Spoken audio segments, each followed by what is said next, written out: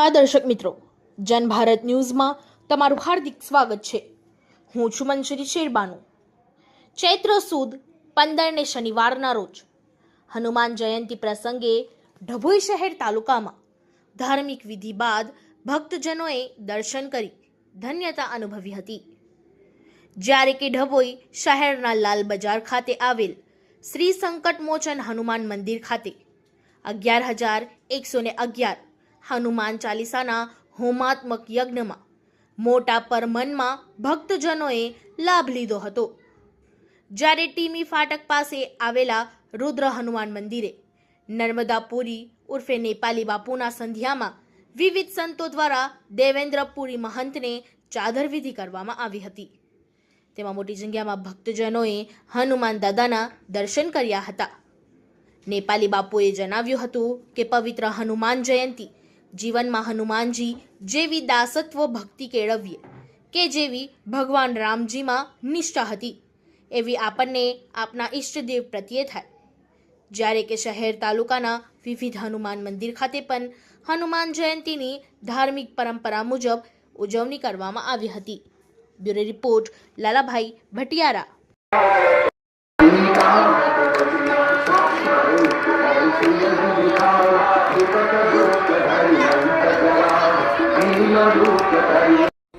गद्दे बिछा देता हो।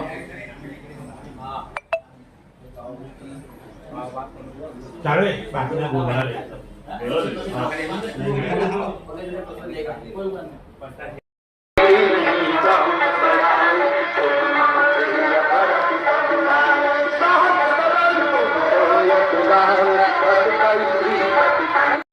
श्री हनुमान जी महाराज की जय।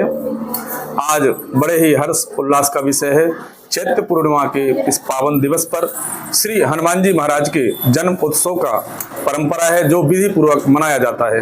और यहाँ भी टिबरी फाटक डभोई स्थित श्री रुद्र हनुमान जी मंदिर में बहुत ही दिव्य और भव्य कार्यक्रम का आयोजन किया गया है, जहां महंत नर्मदापुरी जी महाराज के सानिध्य में उनकी अध्यक्षता में आज एक और विशेष उत्सव का आनंद मिला है, जो महंत देवेंद्रपुरी जी महाराज को गादी पति नियुक्त किया गया है। उनको हमारी तरफ से और पंचायती अखाड़ा श्री रंजनी की तरफ से बहुत बहुत शुभकामनाएं और साधुवाद। इस वीडियो को लाइक करें, हमारे चैनल को सब्सक्राइब कर बेल आइकन जरूर प्रेस करें